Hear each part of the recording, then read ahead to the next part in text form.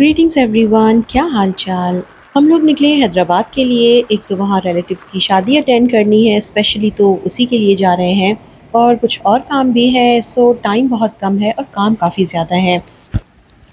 और घर की डीप क्लीनिंग भी काफ़ी टाइम से ड्यू है। स्पेशली जो लिविंग रूम है ना, वो तो बहुत मेसी हो गया है। और लिविंग रूम ही एक ऐसी जगह होती है जहाँ बस आते जाते हर चीज़ अपनी हम लोग वहीं रखते जाते हेलो। हैं। क्यों नहीं आ रही है? आपको पहचान ही नहीं रही है, पता है।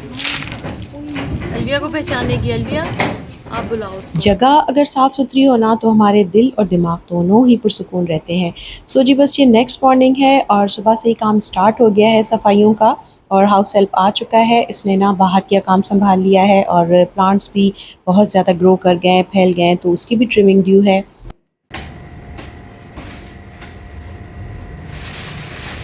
जब तक ये बाहर का काम देखता, तब तक अंदर से ना मैंने तमाम चीज़ें समेट ली। और पहले ना मेरा वीडियो बनाने का बिल्कुल कोई ख़्याल नहीं था, बिल्कुल कोई इरादा नहीं था, क्योंकि व्लॉग बनाने में होता ये है कि अगर 4 घंटे का काम है ना, तो 6-7 घंटे लग जाते हैं। मगर फिर मुझे अचानक याद आया कि अभी रिसेंटली 2-3 व्लॉग्स पे ना कुछ कमेंट्स थे और रिक्वेस्ट थी कि एक क्लीनिंग व्लॉग ज़रूर बनाएँ। डेली बेसिस पे तो थोड़ी बहुत सफाई हो ही जाती है, मगर इस तरह की डीप क्लीनिंग जिसमें सारी चीज़ें हटा के फिर सफाई करना, दीवारों को साफ़ करना, पंखे साफ़ करना, कर्टन्स को धोना और फिर से लगाना, तो ये सब चीज़ें ना बहुत ज़्यादा टाइम लेती हैं। सो बस कैमरा के ऑन होने से पहले वाले जो सीन थे ना, उसमें यही है कि मैंने चीज़ें सारी समेट ली हैं। और उसके अलावा मैंने कर्टन्स उतार के ना वॉशिंग मशीन में डाल दिए थे। वहाँ से जैसे ही ड्राई होते हैं, तो फिर मैं यहाँ पे लगा दूँगी आके। जब तक हाउस हेल्प अंदर की सफाई कर रहा है ना, तब तक मैं बाहर आ गई और अपने प्लांट्स वगैरह को क्लीन कर रही हूँ। और ना मैंने सोफ़ा कवर्स भी निकाल लिए, वही सोफ़ा कवर्स जिनका रिव्यू भी आपको मेरे चैनल पे मिलेगा और जिनका एक्सपीरियंस बहुत मेरा बुरा रहा। ऑनलाइन मैंने मंगाए थे और इन सोफ़ा कवर्स को चढ़ाने में इतनी देर लग जाती है, क्योंकि ये बिल्कुल भी मेरे सोफ़ा के नाप के नहीं आए थे। मगर क्योंकि अभी इस वक्त मजबूरी है, डस्ट से तो बचाना है ना सोफ़ा को।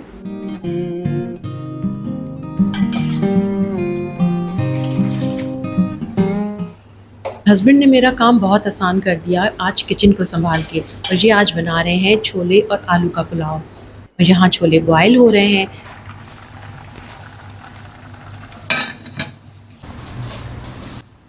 अब अंदर की सफाई में ये झाड़ू वगैरह तो लग चुका, अब पोछा लगेगा। तब तक जो मेरे करने के काम हैं मैं वो कर रही हूँ।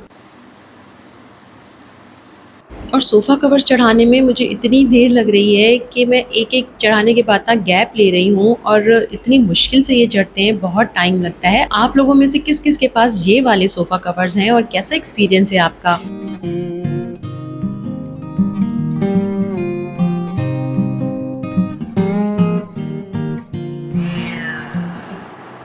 और बस ये कर्टन्स भी सूख गए हैं, सो ये भी मैं लगा रही हूँ। और 2 खिड़कियाँ हैं हम लोगों के रूम में, ये भी बहुत टाइम से ड्यू थे और इतनी मट्टी थी इसके ऊपर भी, क्योंकि ये डार्क कलर भी है और गोल्डन भी है ना, तो ज़्यादा इतना नज़र नहीं आता। मगर जब करीब से देखो ना, तो बहुत शदीद किस्म की मिट्टी का हमला था इनके ऊपर। अब ये क्लीन हो गए हैं।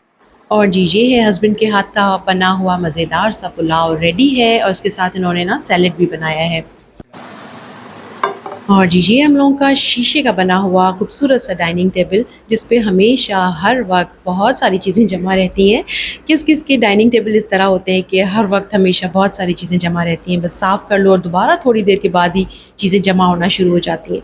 सो फाइनली आज मैंने इससे भी क्लीन कर लिया और यहाँ अब पोछा लगना स्टार्ट हो गया है।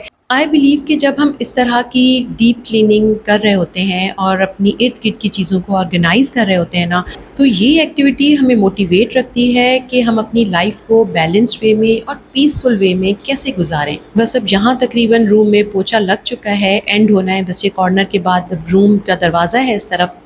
तब तक ना मैंने साइड में रखे हुए एक शेल्फ से सारी शील्ड्स जो है ना, ये नीचे निकाल के और साफ़ कर ली हैं। बचपन में ना बच्चे मेरे टॉपर्स रहे हैं माशाल्लाह, तो इतनी सारी शील्ड्स, अवार्ड्स, सर्टिफिकेट्स और ट्रॉफ़ीज़ जमा हैं और कितने सालों से मैंने ये रखी हुई है संभाल के, इनको प्रॉपर जगह दे के। जब इनको इस तरह की कोई शील्ड, सर्टिफिकेट, अवार्ड, ट्रॉफ़ी कोई भी कुछ भी मिलता था ना, तो इतनी खुशी होती थी और आई गेस हर पेरेंट को ही खुशी होती है। सो मेरे लिए ये एक ख़जाने से कम नहीं है ये सारी चीज़ें।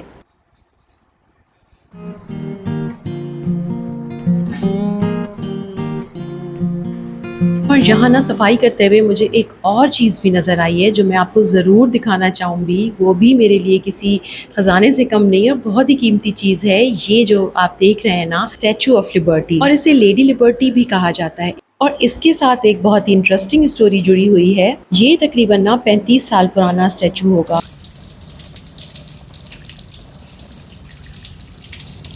इसे कपड़े से साफ करते हुए मुझे लग रहा था कि बिल्कुल साफ नहीं हो रहा, सो मैं इसे उठा के बाहर चली गई और फिर अच्छी तरह से इसे नहला धुला के ना अंदर ले आई। इसकी स्टोरी कुछ इस तरह है कि ये स्टैचू ना मेरे बड़े भाई का था, उनके रूम में हुआ करता था और मुझे बहुत पसंद था। जब वो पाकिस्तान से बाहर मूव हो रहे थे, मुल्क से बाहर जा रहे थे, तो उन्होंने मुझे कहा कि ये तुम्हें पसंद है ना, तो तुम रख लो।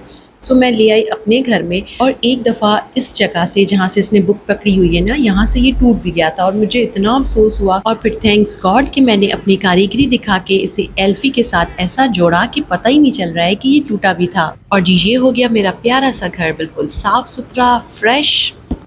इतनी मेहनत वाला क्लीनिंग व्लॉग कैसा लगा आप लोगों को ज़रूर बताइएगा। और ये हैं ऑटम लीव्स, इनको बंद कर दिया गया है बोरी में। वैसे तो ये फैले हुए बहुत खूबसूरत लगते हैं मुझे, मगर सफाई के लिहाज से फिर इनको बोरी में बंद करना ही पड़ता है। वीडियो को करती हूँ यहीं पे एंड, और नेक्स्ट डे हमने क्या क्या किया वो आपको मिलेगा देखने को नेक्स्ट व्लॉग में। तब तक के लिए हंसते रहिए, मुस्कुराते रहिए और मेरी वीडियोस जो ही देखते रहिए। Thank you so much for watching. Take care.